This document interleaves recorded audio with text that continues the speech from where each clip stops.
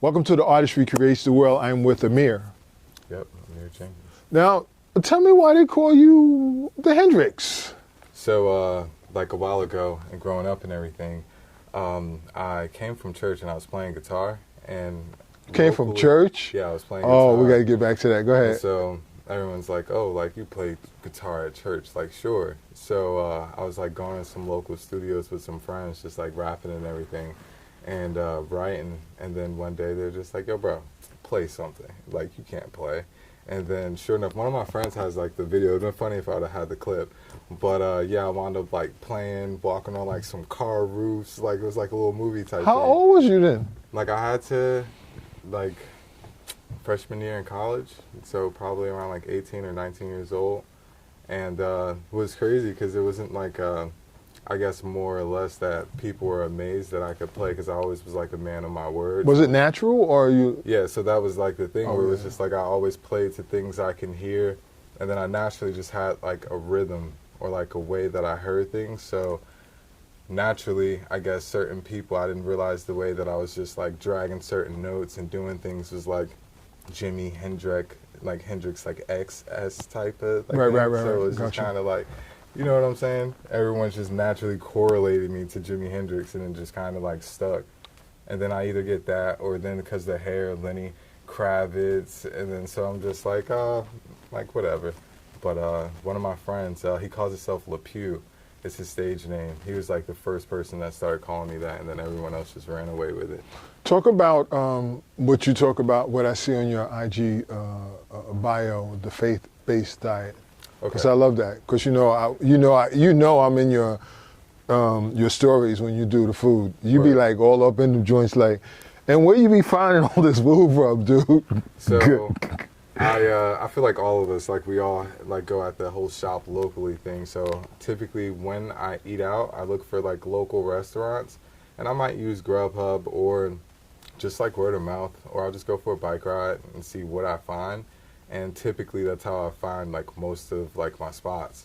And so basically like the whole faith-based like diet thing came because I feel like you are what you eat spiritually as well as physically. No doubt. And everything. And so most people don't know that I'm a type 1 diabetic, and so that kind of dictates a lot of like what I eat.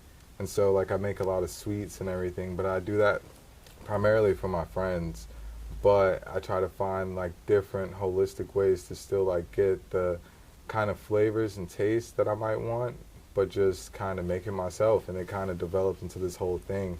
And being that now we're so kind of like media driven, it's just like, oh, it's nothing to just turn on a camera or two, just record it. Right. And yeah, it led into like now where I've been like working on like a mini cookbook. And it's not really like a cookbook, more just like kind of recipes that I like, a little twist that I put on certain things. And yeah, and then the more spiritual aspect of that is just literally, and it's been a journey, like still, like we were talking earlier about some of the things that I've been going through, but literally just trying to feed yourself spiritually, like what you need and what's edifying to your spirit. And for, I think this different people, it like varies. But for me, it's just like definitely playing music, like a lot, interacting, just like with nature and just myself. And being alone is a big factor for me and like my peace. And so, yeah, it's just like a whole mixture of all that.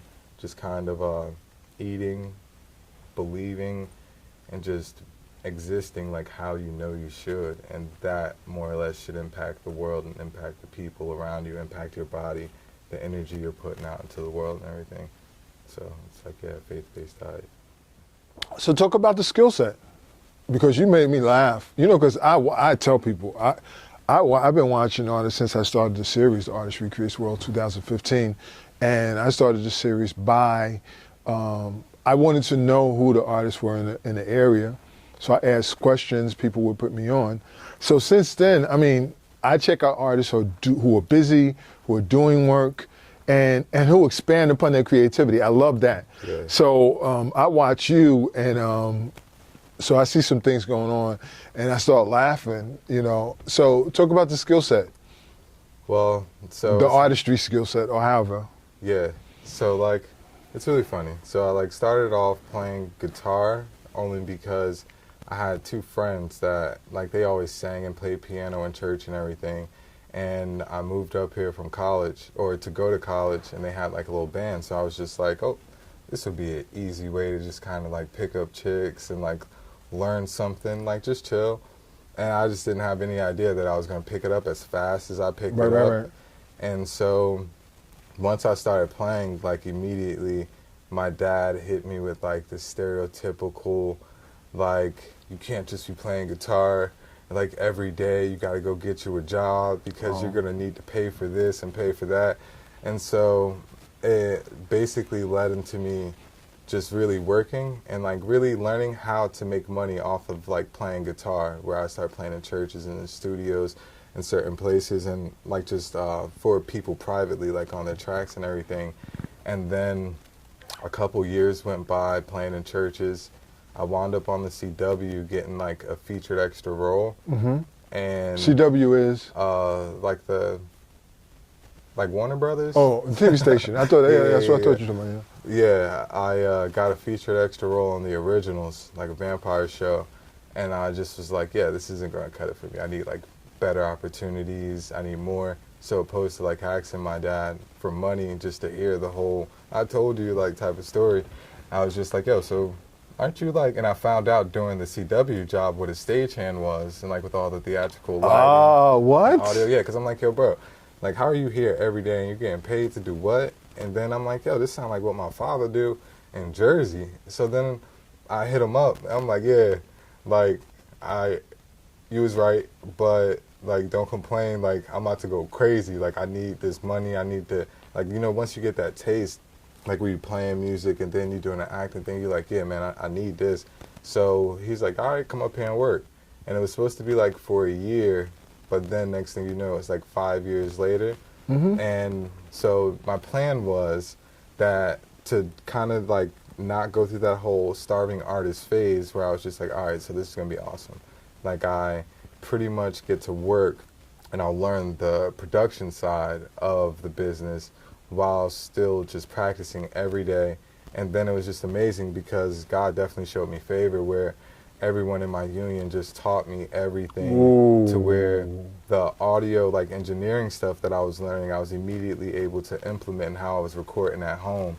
Then I realized through like people like Whitney, like everyone just showed me all the lighting, where lighting became more of my passion than the actual audio, because I was just kind of like, yeah, I can like physically, and not really physically, but really get you to feel my mood through the lighting, through the different textures before you ever even hear my voice or hear a sound. Which is also artistry. People don't realize that. Exactly. And then so that's what became crazy, because through always posting, because I was like one of the youngest lighting techs at ECC and everything, and then Glenn would always have me at Symphony Hall doing lighting. I wound up making friends like through social media all over the world, where I was just like, what? Like all you do is like customize lights for a living, like for buildings and stuff, and you're getting like 6 figures, like unreal. So that made me dive even deeper, and then I'm like, word, so I can get a physical push out of people before they ever hear anything, keep practicing. I'm watching like the who's who of all the quote-unquote celebrities perform every day pretty much. I'm just like, yeah, this is more training camp more than actually like how what I would competitively say local artists kind of are either trying to record a ton of music or they're trying to like work with this artist and that artist. And so it allotted me the time, being self-taught especially, that I wasn't to just sit back, learn, watch people. You're tweaking your own production ideas and how you can work them with other things. Exactly. Yeah. And so I utilized all of that, plus all the working, bought all the equipment that I needed, to where like this year, and mostly like last year, I was able to then focus on like the videography, photography aspect of the production business, where I would link up with models, local businesses, and that's what kind of expanded the whole foodie thing. And it was really like 27 Mix. Shout out to Curtis and everybody. Mm-hmm. Because I was like in there every day just eating and constantly shooting the food that I was eating, where then even he would encourage me. He was like, yeah, bro, like you cook really well. You have like an interesting palette the way you put stuff together.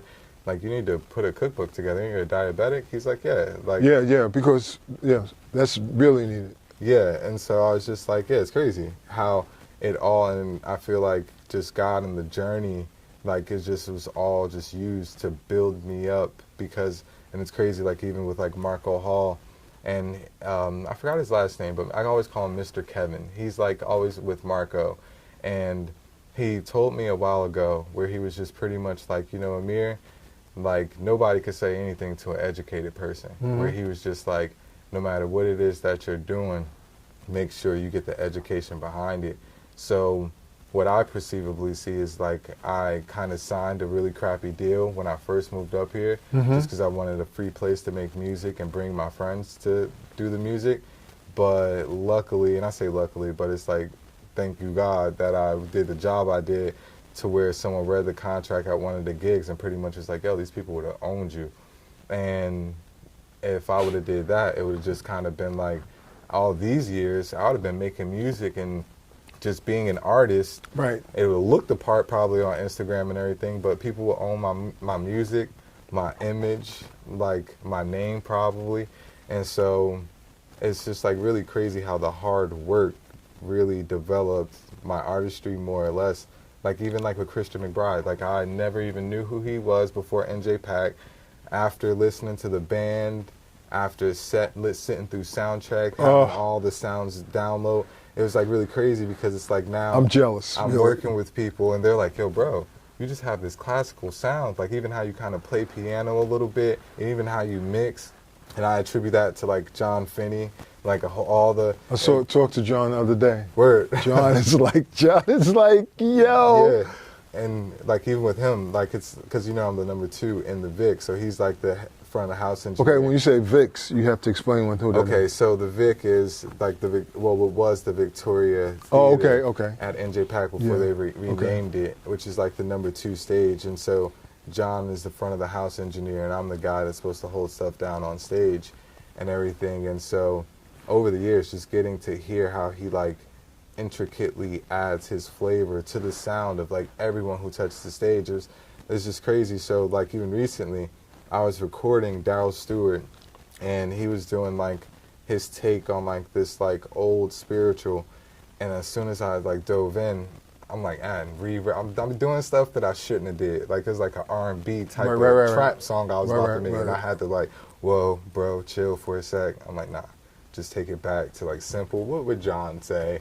And then as soon as I did that for like a couple seconds, when I say it came out so crispy, like, and then it was just like insane. And so I just even sat back then and I was just like, Darryl was supposed to be here today. Oh, word. Yeah. But I just had to sit back and was just like, yo, thank you, God. Like, if I haven't noticed how the journey really has sculpted me as an artist, even the pain.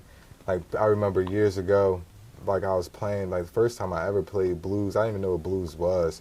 And I was just soloing and everything, and this dude was telling me, he's like, you know, you won't ever be able to play any lick of blues until you start really going through some pain, because you can't play blues without pain. And then I'm just like, I hear you. Yeah, but. And then as life goes on, though, I realize it's just a story. We all tell our stories differently, but without living and having those learning experiences, it was just like, yeah, who knows what type of artist I would be. But it definitely sculpted and is sculpting me, my sound. The pain comes through the art, and it puts, as a friend of mine, Tiffany Salas says, put stank on it. Yeah, like go like some twang, go like that. Yeah, twang, that's good too. Yeah. And I'm just like, and people feel that because it's soulish. Well, see, and so I'll say this. It's like, and kind of piggybacking on like the personal conversation we're having and all. It's like through that, it makes me less eager to engage people, though, especially when it comes to negativity. Because I'm just like, oh, dude, man, I could cuss you out right now, or I could get on a guitar and let it all out. And you won't even know what I'm talking about, number one. But the energy transfer and how I approach and address people has definitely changed. And I try to tell people to play instrument, even if you don't think you could do anything. Like, just because you just don't really understand that transfer of energy. And now, I want to add two things to that, what you're saying, before I lose it. because that's good stuff. Because I wanted to go into the church thing. So I played percussion in church for probably 3 decades, congas and bongos and timbales. Oh wait, not to cut you off. No. Let me get some minutes. Let me get some, just hold it. I just want to.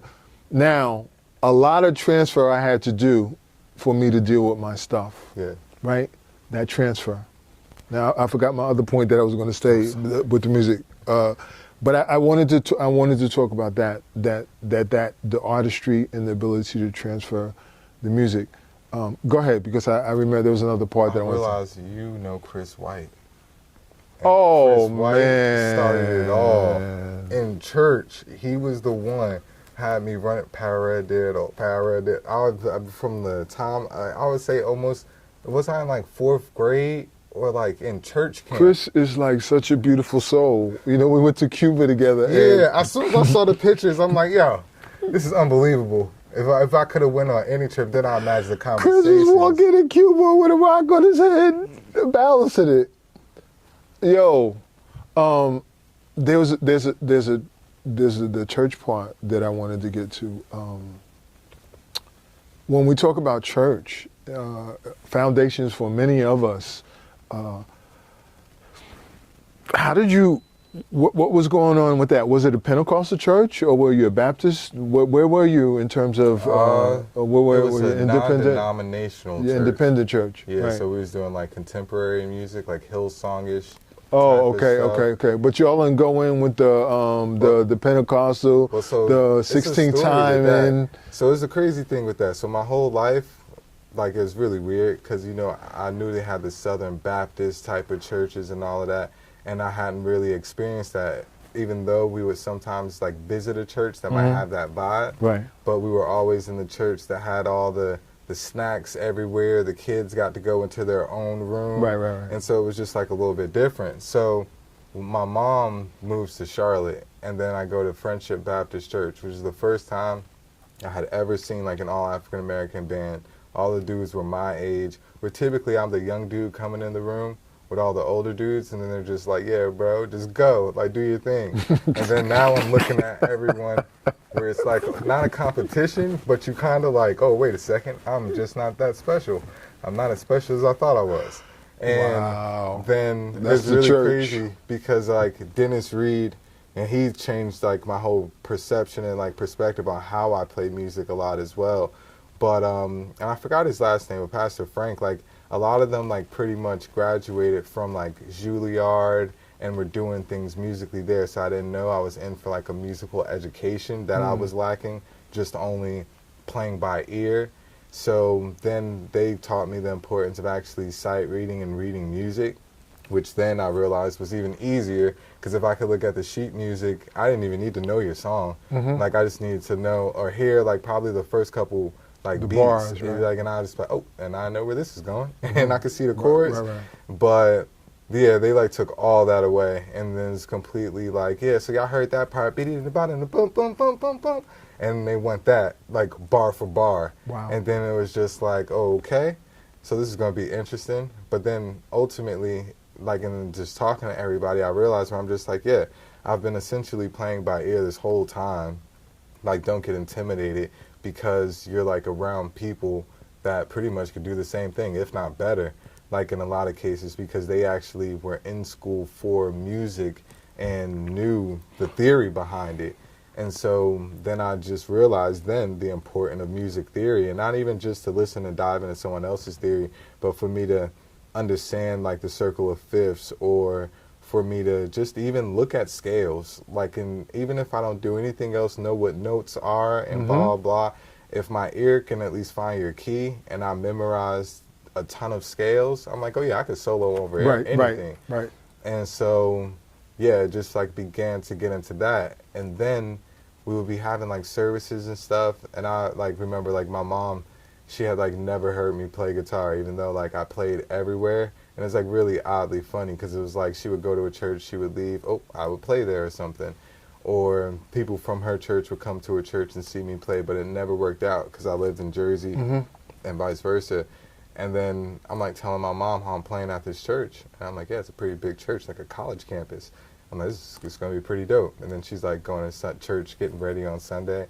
And typically I go my way to whatever church I was going to. And then she goes hers. And next thing we know, they're like in the service. I'm like, ha, this is hilarious. Like my mom's like, here, like this is the church she went to. And I didn't know like that because I was always playing in like the youth services and stuff. And then would sometimes play up in the main. And they had that service where I guess they like had combined everything where, my mom heard me play.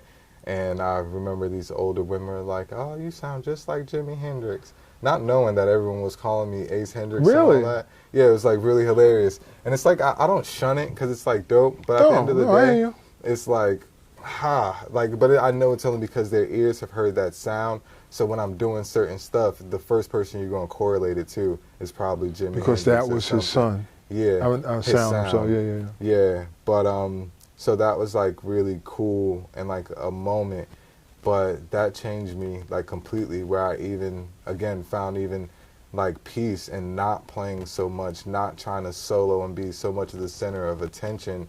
And I actually stopped playing guitar last year. I stopped playing guitar for like almost 4 years and didn't even tell anybody.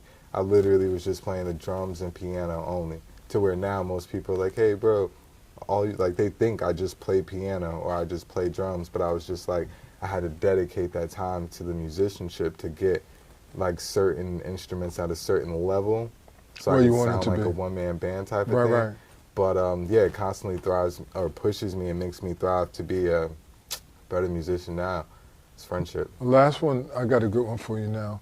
Where are you spiritually? How did you deal with that belief system that you were brought up on to where you are now to be able to balance what you do? Because it's hard for artists to apply Christianity if they fully embrace their artistry. Yeah. Because it doesn't fit. Yeah. Boom! Well, I know you can handle that one. Oh, yeah.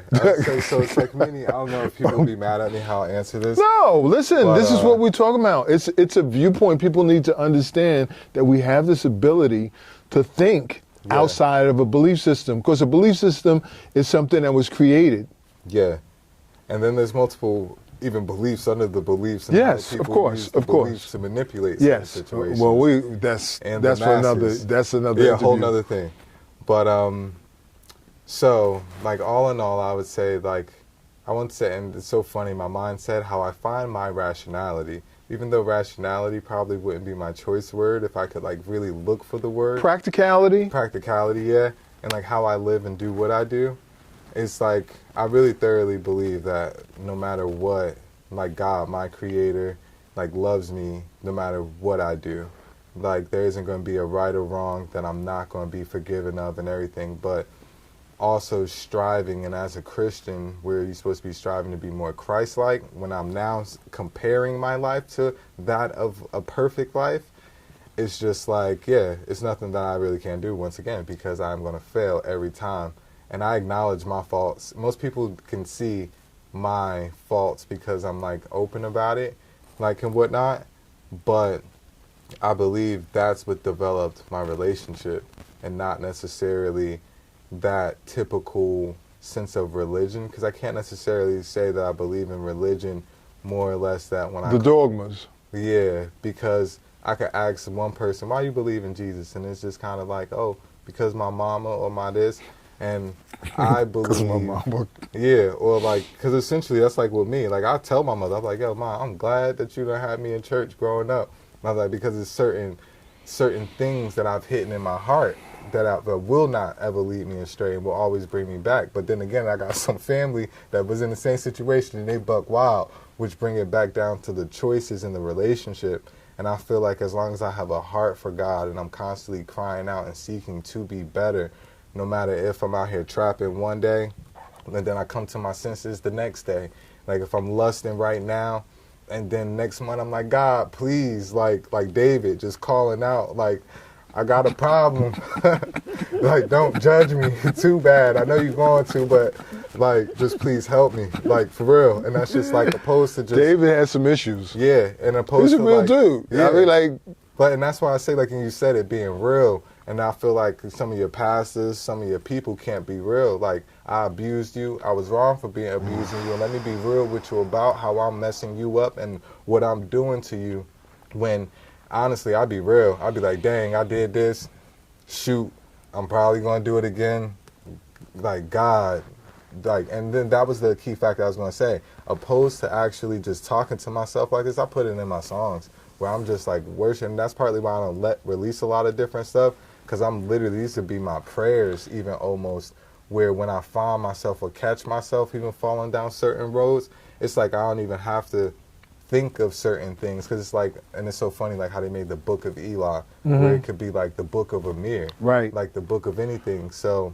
Well, isn't our art, our book, isn't our art, Waveguard talked about this years ago. He put this out there that your art is really your religion. And that's why I say, the religion that we're given is hard to match true artistry, because true artistry, your artistry speaks to every dimension of who you are as a person and that development in all aspects. Yeah. If you're going into the art, not if you're playing with it. Yeah. Not if you're on the surface. Or making like commercial music or music for people. You said it. Because then you won't get anywhere. Right. And that was the, that was the biggest thing with me though, where I had realized, and that's what really made it where I'm like, I got to practice every day I got to practice, because I'm just like, this is not only how I'll find my freedom, but it's just like even when I'm in antagonistic moments nowadays, like I told you, I barely got the energy to give it to you, because I could take that same type of thing, and I'll never forget it. It was the Birdman and the dude, I forgot his name, David something, I think. He came to NJ Pack, and he just played drums to the whole movie. So when he was saying like, the man is coming, he's like, the man is coming, psst, like or something like that. So once I even made that correlation, I was like, I will never give you my words. Like if I take my time out to argue with you, it's because I really care about you. Now I have to cut you off, but now we're going in, and I like this kind of conversation because we can go deeper and deeper in. So when you talk about that, you bring me to the point of the indigenous place of the artisan, where in Africa, our words was ritual. Word. Our words were affirmations to Creator. Our words wasn't for capital. It wasn't for gain. And so, this is what the artistry creates the world has shown me, is that we got this thing twisted, and we have to understand that our art is ritual. And when we understand it, because what you talk about, when you talk about my words are for me, you're talking about the ritual, son. Word. That's what you're talking about in the morning when you go boom, da da da da da da da da da. That's for your soul. That's for your own soul. Your yes, and your peace. Right? Yeah. So I'm glad you said it, and I had to interrupt because, people have to understand, because this culture teaches us something else, and we get it twisted, and we don't have the people to tell us and direct us, because me and you, we're still learning. Yeah. We're different ages, but we're still learning how to get to this place so we can be free on a consistent basis and have our peace on a consistent base. The culture don't want that. You understand what I'm saying? So it's up to us, like in this kind of forum, so we can share, because this is going to connect with other people, because they're trying to get it, but they don't have the patterns to get it, or they have the mentors, or they don't have the teachers. Yeah, and one of the things was, like, the point, even with me, growing up and trying to learn how to play all these instruments, like, and it's so crazy, because, like, even sometimes my mom, like, she's like, you be looking wild sometimes, like, just because I'll let my hair grow. But not to get, and this is where it'd be funny, because it's like, not to get biblical, but, like, David, get undignified. And then when you really think about the Hendrix name, or some of the idols / like celebrities that you watch, that you love so much, and I say that because I wanted to use the word like that you idolize, like, because when you think about even some of their best performances, I won't say they look so undignified, but it's like you practice till your practice becomes your second nature, to where you can afford to get on stage and become so free and so much of you in that rarest moment, that you are the artist that everybody want to listen to, that people could emulate to, because they want to tap into that. So it's just like, even with a lot of people, I'm just like, stop practicing so much theory. Even if you practice one song, just dig deep. Master it. Yeah. Master it. And the other thing I would add to that, if I could, because I agree with everything you said, is that place also when we perform or when we do our own ritual is also the place where we connect to our spiritual, those spiritual, our higher beings, the God, the angels. That is the place where we go to the soulish and we release ourselves, and we're no longer just trying to create a sound or a melody. It becomes soulish that connects to the all. Yeah, and see, and that's the craziness. That's when you look at him on that. Then that's when you get a dude that start calling his guitar Layla, and then she got all of these personalities now. Because I can't at mess the with end you, of the man. day, you This start guy, connecting. We'll be here all day. But that's why I'm like, for real, like, because that's what I remember I had, like, I had to ask this, like, female I was dealing with, where she like, I know you so well. I was like, you do? Have you ever heard me play guitar? Oh. And then she was just like, no, I never heard you really play anything. I can't even. And then I was just like, but you gotta understand. And I had to explain to her, I wasn't saying it to be a slight, but I'm like, I treat my guitar as if it's my first lover. And I purposely have been at qualms with her since I came back up here. And I know that the first time that I pick this guitar up, I'm going to make love and do everything to this guitar like you would see a person that you haven't seen before forever. And the sounds and the tones that I get out of this guitar, I'm like, yeah, like, I won't play in front of certain people. Even if somebody called me, they asked me to they wanted to throw me some bread to play guitar or some stuff, like, nah, you could get like bass maybe, where it's similar but not the same, or drums or something else, but I won't even like share that relationship with anybody yet. That's powerful. I can't even touch that. I won't even touch that. You see that djembe right there? Oh yeah, I was looking. That's yeah. I have two other ones, but the thing is that I let other people play them. When they were given to me, they should have been my. See, and that's funny you say that, because I ain't let nobody. I have one. Well, I learned. Yeah, because I was gonna say, I learned. I used to always make jokes with people, like, and in life, you have to be a man or a woman of different faces. Like, the person you are in the streets obviously doesn't fit for the corporate room or scene, but I have a djembe with, like, multiple faces on it. And what's crazy is, through playing the djembe and everything has helped me with learning how to vocalize myself on every instrument. I can't mess with you. Because it's like literally. I can't mess with you. And it's like, it's tracks like talking about how drumming is a language. Tell the people where you can see them. I can't mess with you. But yeah, you can catch me on, I put most of my content on Instagram and on Facebook, Amere Jenkins, or The Real Ace Hendrix on Instagram. Would be a great place to catch me. And I just, I pour into my stories, and everything else is like on my posts. But yeah, it's just insane. We could be here forever. It would be funny because just tell them what you're doing with Marco if you can share. Oh yeah. So with everyone, I would still say go check out Marco Hall with Wyman. I model and everything on the side. He's made an awesome collection with Yancy Edwards, and you guys should check that out and go and support Newark, all the local artists, designers, musicians. Word. Thank you for having me. Much love. Word. Peace, peace. See y'all later.